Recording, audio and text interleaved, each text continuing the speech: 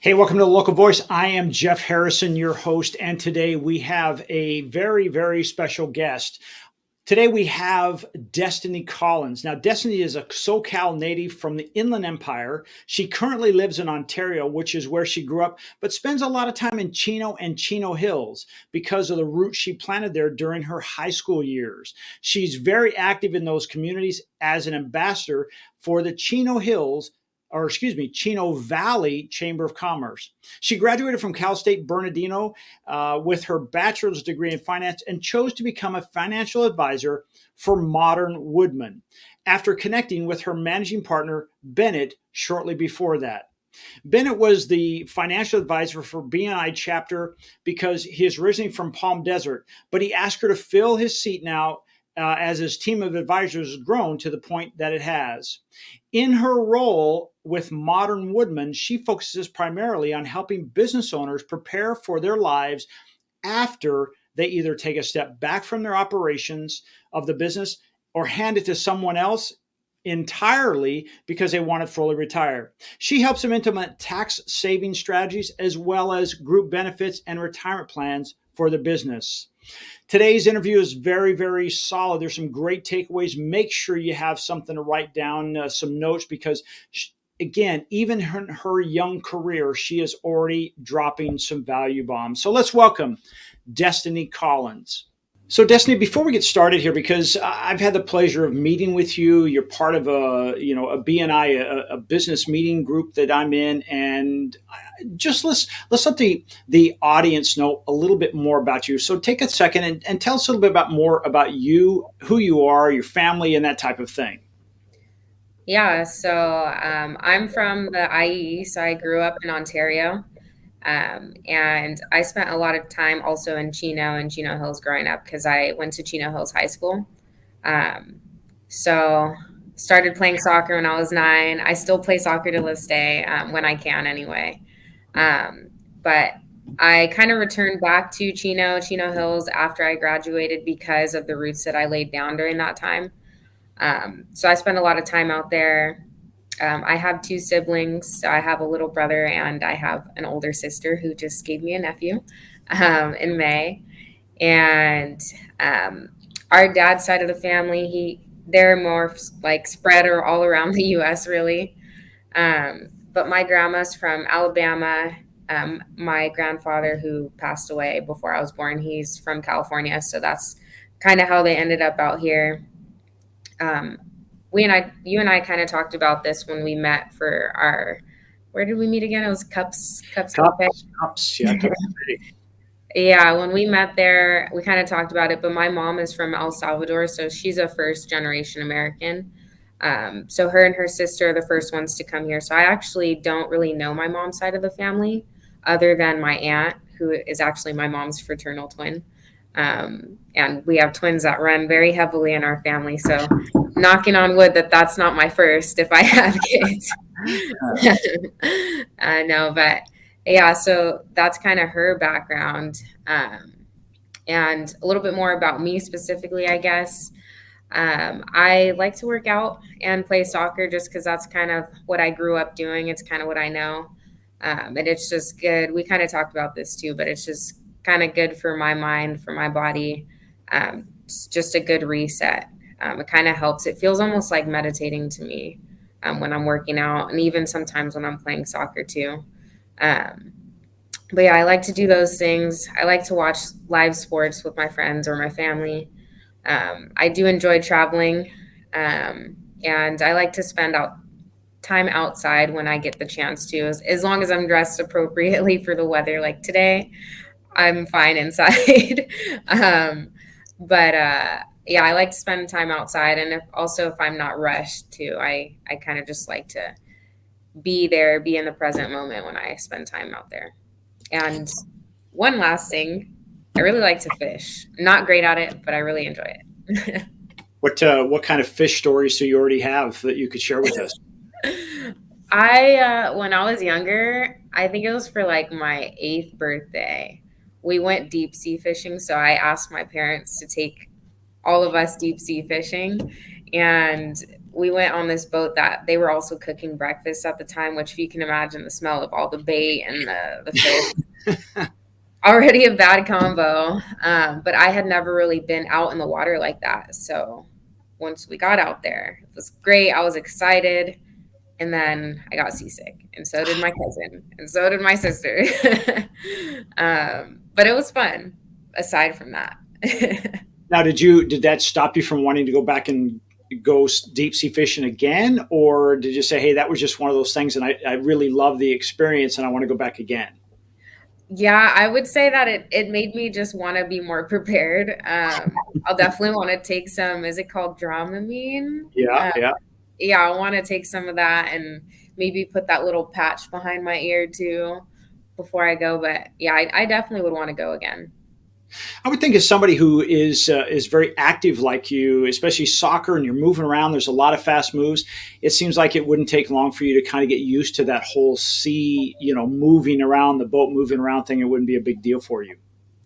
Well, that was like when I think that was before I actually started playing soccer. So maybe like a year or two before.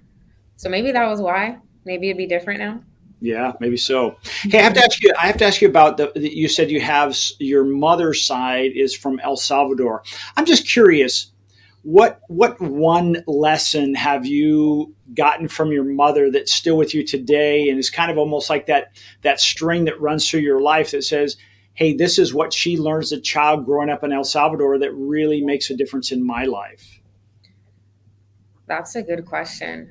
Um, I would say to not, um, how do I word this? To not underestimate the value of education. And by education, I definitely don't mean just what you learn in college. If anything, I would say that, like, if you come across a challenge in your life and there's an opportunity to learn there or an opportunity to kind of sink into your fear, face that. Face the opportunity for what it is, face the challenge for what it is. And if you fail, then just take the lesson and accept that you're going to be better because you did that, I would say. I think that's great. What anything that you can kind of point out, you say, hey, you know what, I've been in that situation, and then I hear my mom's voice that lesson, and I went ahead and did it anyway. I faced my fear. Anything, because let's face it, that is a great piece of advice for anyone out there, because it is, the show is for, we call it the local voice for business owners, entrepreneurs, people getting started. And let's face it, there are times where, your back is against the wall, you're a solo entrepreneur, and it's just you, and it's that fear. And sometimes they close it down, and sometimes they go forward. So I'm just curious if you have one of those back against the wall moments you can share with us. Um, let's see. Off of the top of my head, I can't think of one specifically, but I will say that coming into this career, there were a lot of things that I was fearful of, just because it's a completely new territory, right? Like, I spent over a decade playing soccer, and that's what I knew. I knew the athletic world, even if it wasn't soccer. Like, so I had a lot of coaching opportunities coming straight out of college. And so I kind of had to choose whether I was going to do that or whether I was going to be fully engaged with being a financial advisor and just really adopting this role. Um, so I would say just transitioning from a very familiar world to choosing to do this, um, that was very scary. And I've been hearing this phrase over like maybe the past year or two, kind of here and there, but it just hits a little bit different every time. It's just do it scared. So it doesn't mean that you're not going to feel fearful. It doesn't mean that because you're doing these things, like your fear is going to go away. Um, it's just to make an active choice to do it anyway, even though you might be scared out of your mind. Just do it. Destiny, I got to share with you, you are an elite company when you say that, because I just watched an interview with Elon Musk, literally one of the richest people on the planet, and sending people to Mars and all the stuff that he does. And the interviewer asked them, are you ever scared? It never looks like you're scared. He said, I'm afraid all the time. And he said, but you know what? The outcome and the or the possibility of the success and what it means, not just to my company, but all the people it impacts. He said, I go for it anyway. And that's kind of what you said is, you know, you faced your fear and you made it happen anyway. So congratulations. Like I said, you're in a very elite company. So, Thank um, you. you know, speaking of companies, you know, you said, okay, you were in soccer for 10 years. That was, it sounded like that was really part of your life. How did this Modern Woodman, and I want you to take a second and tell us, you know, because some people, even though it's been around since 1883, some people may not know who Modern Woodman of America, who they are. So take a second and tell us about who they are and how did you get involved in that and made that decision of saying, hey, I went from soccer in my vein, taking it straight in the main line to now I'm a rep for Modern Woodman. Yeah, so the first introduction that I had to Modern Woodman was actually on the college campus. So I finished my soccer career in college, and I went to a college fair knowing that I wanted to become a financial advisor. Like that was already in my brain. Mm. But there's so many different companies out there, and I hadn't heard of Modern Woodman before. So I was walking through the career fair and I met Bennett, who you met, I believe, once because he was in our BNI chapter. I took his seat. Yep. But yeah, I remember meeting him. He shook my hand. I almost walked right past him, but he shook my hand and we started talking. And he looked at my resume and he's like, "Oh, you played soccer?" I'm like, "Yeah." And he's like, "Huh, I played soccer at UCR." And then, of course, my brain is like, "Huh, you work for a financial services firm and you played soccer." Like, I'm intrigued now. Um, so to make a long story short, he started telling me about Modern Woodman, actually. So we kind of branched off from soccer into Modern Woodman. And he started telling me, he kind of opened up with the fact that Modern Woodman is a not for profit. And I'm like, huh, what's that? And he started telling me about what that means. So for the people who don't know what a not for profit is, it's kind of in between a nonprofit and a for profit. So knowing that I had high goals for myself as a financial advisor, but I wanted to do that. I wanted to grow my career with a company that kind of had the same ethics as me. Um, Knowing those two things, I definitely wanted to speak with him further. And I actually met with somebody from General Electric who was like talking my ear off right after my conversation with Ben. Um, and he's like, "Oh yeah, I'm going to email you, da da da da." And then I left that like I left the career fair kind of knowing that I was going to contact Ben. Ben was going to be like, that was the avenue that I was going to go. So I remember seeing an email from General Electric, the person who I connected with, and this is not advice, like don't follow my footsteps, but I did not answer that email because I was already kind of bought into pursuing Modern Woodman. And then Ben called me. To make a long story short, as far as the interview process goes, I was put into pre-contract and then started after, I believe, a year. But what really sold me on Modern Woodman was actually being here and seeing everything firsthand. And that's kind of, yes, our process with when we sit down with clients like that. I just liked seeing how we do that. Very thorough with the fact finding, treating everybody like the unique people that they are. I'm in creating solutions that way, but also the fraternal side, like I mentioned. Um, my goddad passed away in April of 2021. And I told Ben, and I was like, "Hey, like, is there anything that we can do on that fraternal side to kind of help with the funding on that? Because it was sudden." And he was like, "Yeah." And he kind of laid it out for me and made it really easy. So to make a long story short, Modern Woodman actually helped my um, my goddad's family pay for his funeral. Wow. And yeah, and I'm like, man, I was only here for 2 months. Like I haven't even had a chance to prove myself. So to me, that kind of spoke volumes on Modern Woodman. And there's been a lot of other things too. Um, we've faced losses within other districts. Like we've lost a managing partner due to COVID, and just seeing how everybody rallies together. Like I'm bought in just based on my experiences here.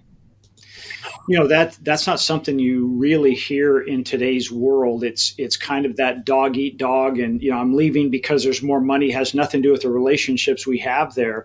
And I have had the opportunity to meet Bennett. You call him Ben, and he's an incredibly nice young man. I say young because he's much younger than I am, and very sharp. I think that's neat. I know he just recently lost his mother, and I suspect the same rallying around occurred during that time for him, which again makes Modern Woodman very very unique. I think in the marketplace. Yeah. So moving forward, I'm just curious.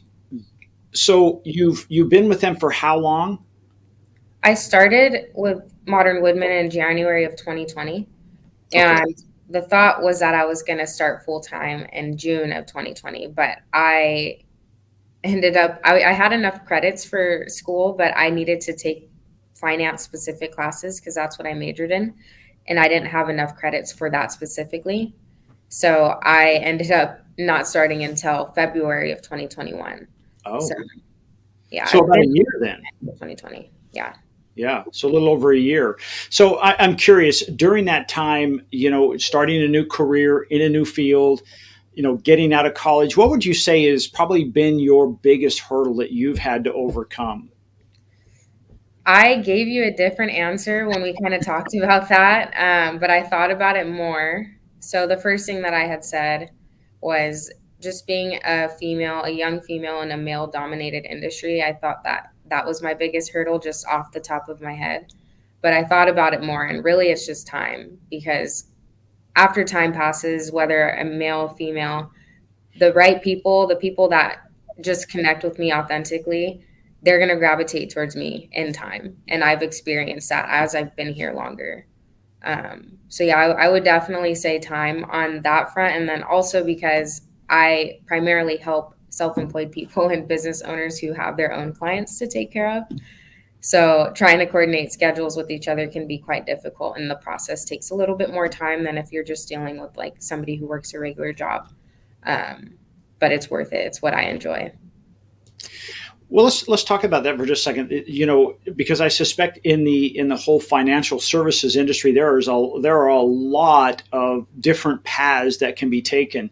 Do you specialize in anything specific within Modern Woman? If so, share what that is, and who's that ideal client that you would be speaking with?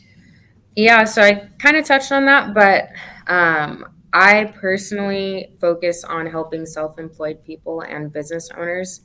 Um, the reason being is kind of the mentality similarities between me and them, just being an athlete growing up, especially as you know, we talked about it again, but the financial changes that I experienced throughout my childhood kind of gave me more responsibility to fund my soccer career before I was actually out of high school.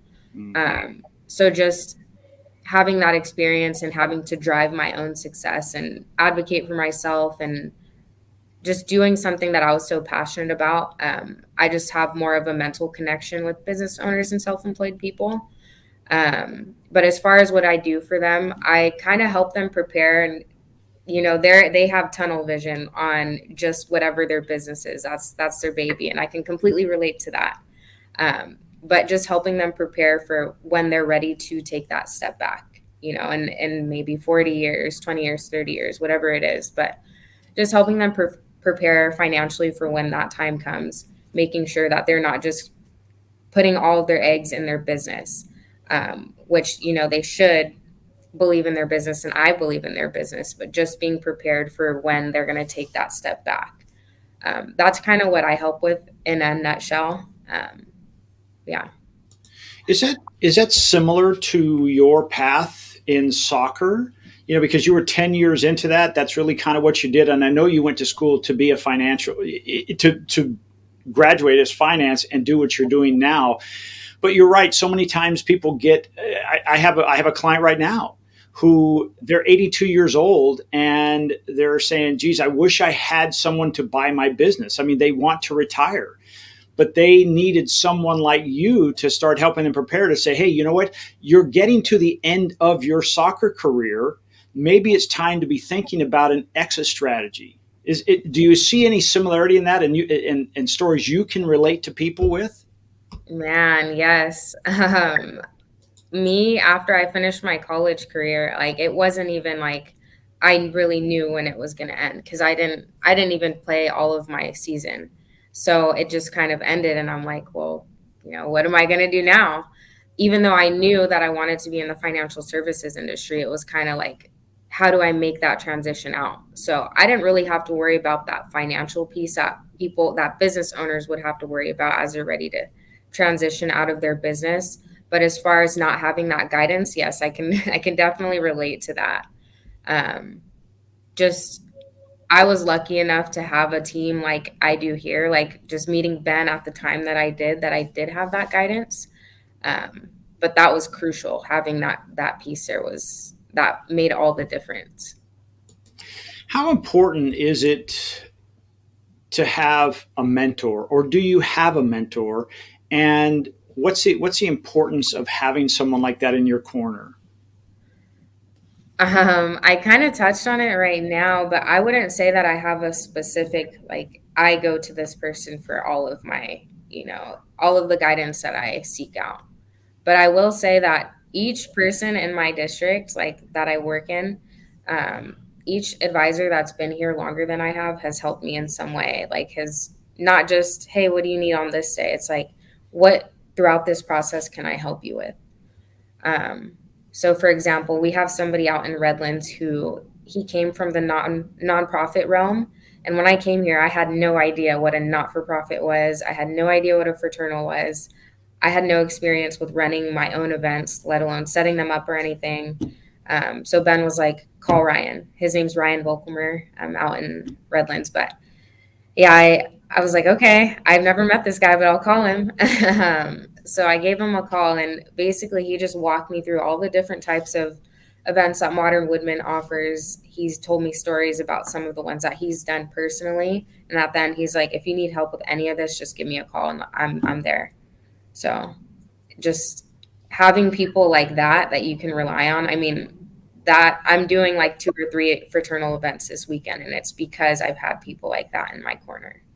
So it sounds like in this group of people, it's really a team mentoring program. Is that? I mean, without, I guess, kind of thinking about how this is set up. Like you said, you're reaching out to many people. Like, hey, who should I reach out to? And they'll say you need to get a hold of this person. It sounds like the whole Modern Woodman of America program is really one big mentoring boiling or pot, isn't it? Yeah, that's been my experience. I mean, maybe it hasn't always been this way, but it's what we're evolving to, and I'm very thankful for it because it's been all the difference in my career. Well, speaking of your career, I know it's a young career so far. You're a year in. Share with us a success, because we want to know about that. Hey, what's something that you put in place maybe February last year that now you're starting to reap some of that reward? Um, Again, I'm referencing a lot on our conversation, but um, I will say that just shifting my focus onto what I really have a passion for, just focusing on business owners and self-employed people. I would say that has definitely reaped the most success. And a more specific example, um, there was a business that I'm an ambassador in the Chino Valley Chamber of Commerce, and I missed their ribbon cutting. So I got some donuts. I dropped in on their business, and I was just like, hey, I just wanted to introduce myself. I'm an ambassador in the same chamber that you guys are in, and I missed your guys' ribbon cutting. Um, so I started talking with the owner, and we actually saw each other at another ribbon cutting. So we kind of realized that. Um, and then we just got talking about their group benefits and their retirement plans. Um, and then after that, he was a CEO. His wife is the CFO, wasn't there. And he's like, honestly, like, I don't know anything about that. So you're going to have to contact my wife. But being a business owner that just moved locations, they have 60 or more employees. They were really busy. So I stopped in about 3 or 4 times after that. and I wasn't able to contact either of them. But last week, I stopped in one more time and finally caught both of them. So I finally got to meet his wife. Um, and we just had a really authentic conversation about what they do, what the benefits are. It's a solar company. And I left that conversation like, well, I'm completely sold on solar, first of all. Like, it doesn't make sense for people not to do it. But second of all, I just got a chance to understand how caring they were about their employees. Um, so they were telling us about how they enrolled their employees or how they got their employees enrolled on in their benefits, and they have 100% enrollment, which is kind of crazy.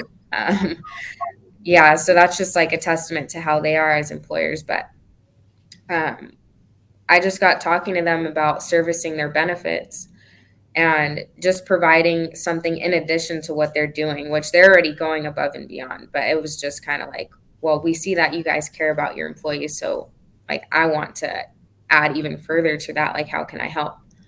And just being consistent with that approach and really trusting my gut with that initial conversation I had with the CEO, I would say that's one of the things that's really paid off because I mean I got the close, and that's going to be a nice little relationship moving forward. So that's that experience. That's kind of a reflection on just the focus on business owners, how it's paying off. I love how you, in your story, you took a negative and turned it into a positive. Where hey, you missed the ribbon cutting. Where let's face it, when you go to ribbon cutting, sometimes you're just one of many, and you don't stand out. But you chose to show up with a dozen donuts. That's a really good one. I like that. That should be like you always miss the ribbon cutting. And with the donuts because now you are standing out. I thought that was fantastic that you did this. The other question I want to ask you is this: what is the typical sales cycle? And I hate to say sales, but what is a typical cycle that it takes from you just met these people to hey, they probably do become a client? Is it a fairly lengthy one? When you're dealing with business owners that you don't have necessarily like a connection to, like you don't know anybody who knows them and they're not going to make that introduction, I would say that it does take a little bit longer. Like for this business, I met them, I want to say in October, November, and I'm just now getting that close. Um, so yeah, I would say it takes anywhere from like if they have no reason to implement anything right off the bat, it will take about 3 to 5 months. If they already need benefits, then it's a lot quicker. I would say maybe like 2 months. Um, but yeah, self-employed people, that's different. It's faster. I would say about a month or two. But yeah.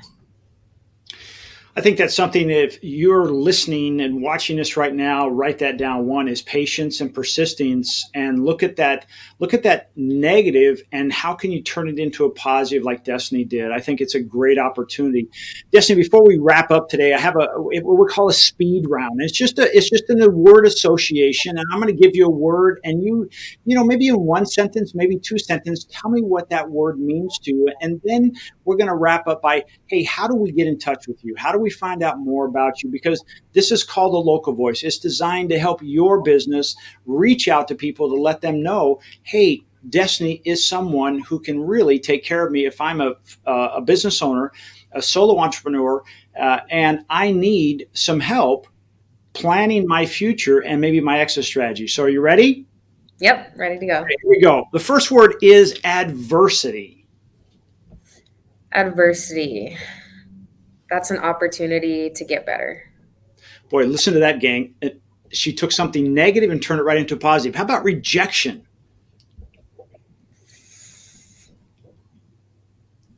I would use the same thing, but I already used it. Rejection is what's not meant for you. Okay. How about success? Hmm. Setting out to do something and accomplishing it. Okay, good. And finally, joy. What does joy mean to you? Uh-oh. Sorry, there's motion sensors, but I'm like, what happened? We just lost our joy light. joy means Contentment. Contentment. I'm going to ask you, what does contentment mean to you then? Contentment means I am still pursuing more, pursuing getting better. But if something were to happen to me today, I would not feel like I left anything on the Mm. table. I like that. Living life without a regret. Very nice. Very nice. Hey, Destiny, first of all, thank you so much. I know you're busy and you're starting your new career. You're a year into it. You're making things happen. Do us a favor. Tell us how we can get in touch with you, where, like an email address or social media, whatever you'd like. Please share that with us. We'll make sure to put that on the screen. And I just want to say thank you so much. And when we're done, we'll just say, hey, have a great, great week. Thank you. Thank you, Jeff. I really appreciate you taking the time out to do this. I know we already kind of connected, but this was fun. You made it fun. And the best way to reach me is probably over email. So it's destiny.n as in nickel .collins as uh, at mwarep.org. And I'm also in Palm Desert pretty much every Tuesday. So if you want to grab coffee or something, I would love to do that. Destiny, you're awesome. Thank you so much. Have a great week, and I'll see you Tuesday morning. Yep, bright and early.